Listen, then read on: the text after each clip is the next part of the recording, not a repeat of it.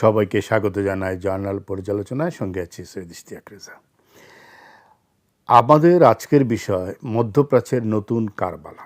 এই কারবালা শব্দটি কেন ব্যবহার করলাম তা আমরা পরিষ্কার হব আমাদের আলোচনা যখন অগ্রসর হবে তখন।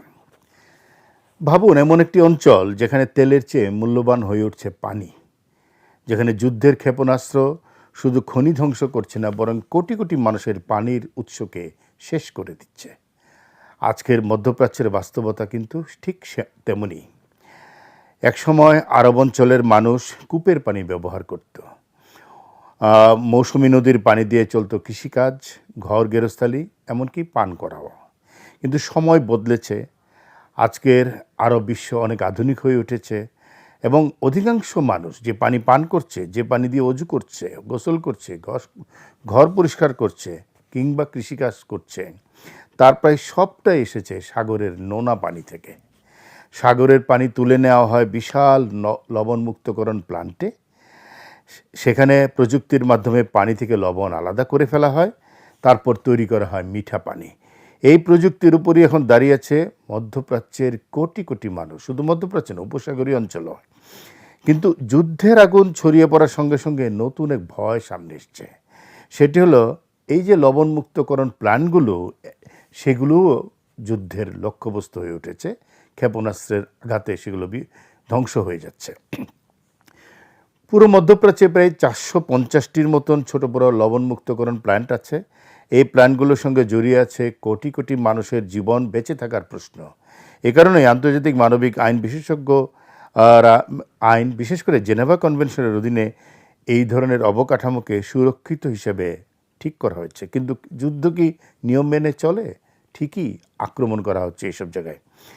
লবণমুক্তকরণ প্ল্যান্ট ধ্বংস করা মানে হলো একটি শহর বা অঞ্চলকে আসলে রাতারাতি পানি শূন্য করে ফেলা, মানে কোটি কোটি মানুষকে তৃষ্ণার মৃত্যুর মুখে ঠেলে দেওয়া, যেটি আমরা কারবালার ইতিহাসের কথা জানি। দীর্ঘদিন ধরে ধারণা ছিল বিশ্ব জনমতের ভয়ে কোনো পক্ষেই এসব প্ল্যান্টে আক্রমণ করবে না। কিন্তু সাম্প্রতিক ঘটনাগুলো বলছে এই ধারণা ঠিক নয়। ঠিকই প্ল্যান্টগুলো আক্রমণের শিকার হচ্ছে। পানির প্ল্যান্ট আক্রমণ করে ধ্বংস করে দেওয়া হচ্ছে। গত 7ই মার্চ ইরানের পররাষ্ট্রমন্ত্রী আব্বাস আরগাচি দাবি করেন যে কাসেম আইল্যান্ডের একটি বড় লবণমুক্তকরণ প্ল্যান্ট ধ্বংস করেছে ইসরায়েল। এর ফলে দ্বীপটির অন্তত 30টি গ্রামের মানুষ এখন কোনো পানি পাচ্ছে না। ওই এলাকার মানুষ পানির অভাবে এলাকা ছাড়তে বাধ্য হচ্ছে। 8ই মার্চ বাহরাইনের স্বরাষ্ট্রমন্ত্রী দাবি করেন ইরান তাদের একটি লবণমুক্তকরণ প্ল্যান্টে আক্রমণ করেছে এবং তাতে করে ওই এলাকায় বড় ধরনের পানি সংকট তৈরি হয়েছে। এর আগে দুবাইতে ইরান গুরুত্বপূর্ণ অবকাঠামোর কাছে হামলা চালায়। 2 মার্চের কথা যদি আমরা সামনে আনি তাহলে দেখি জেবেল আলী বন্দরে আঘাত আসে। এই বন্দরটি একটি বিশাল কমপ্লেক্সের কাছে অবস্থিত। সেখানে রয়েছে 43টি পানি বিশুদ্ধকরণ প্ল্যান্ট বা লবণমুক্ত প্ল্যান্ট, যা প্রতি বছর দুবাই শহরের জন্য 16,000 কোটি গ্যালনেরও বেশি লবণমুক্ত পানি উৎপাদন করে। অর্থাৎ এই কমপ্লেক্স ক্ষতিগ্রস্ত হলে পুরো শহরে, দুবাই শহরে পানি সরবরাহ বন্ধ হয়ে যাবে। এছাড়া সংযুক্ত আরব আমিরাতের ফুজাইরাহ F1 বিদ্যুৎ ও পানি উৎপাদন কেন্দ্র এবং কুয়েতের দোহা ওয়েস্ট প্ল্যান্টেও হামলার খবর পাওয়া হয়েছে। ফুজাইরা বিদ্যুৎ কেন্দ্রটি বিশ্বের বৃহত্তম লবণমুক্তকরণ প্ল্যান্টের অন্যতম এবং এটি মূলত প্ল্যান্টকে চালু রাখতে বিদ্যুৎ দিয়ে সহযোগিতা করে। এই ধরনের বিদ্যুৎ কেন্দ্র ধ্বংস হয়ে গেলে প্ল্যান্ট নিজে অক্ষত থাকলেও পানি উৎপাদন বন্ধ হয়ে যাবে। অর্থাৎ সরাসরি প্ল্যান্টে হামলা না করেও পানি সরবরাহ বন্ধ করা সম্ভব। মধ্যপ্রাচ্যের বাস্তবতা হলো এখানে নদী নেই, সেই অর্থে নেই, নদী কম, বৃষ্টি কম, কিন্তু মানুষের সংখ্যা অনেক। আধুনিক শহর, শিল্প কারখানা, পর্যটন শিল্প সব মিলিয়ে এখানে স্থানীয় জনগণ তো আছে। বিশ্বের নানা প্রান্তের মানুষ এখানে বাস করে, পর্যটক হিসেবে আসে, ব্যবসা বাণিজ্য করে। এই কোটি কোটি মানুষের জীবন এখন নির্ভর করছে একটি প্রযুক্তির উপরে। বিশ্বে মোট যে পরিমাণ পানি লবণমুক্ত করা হয় তার প্রায় 60% হয় গালফ অঞ্চলে, অর্থাৎ উপসাগরীয় অঞ্চলে।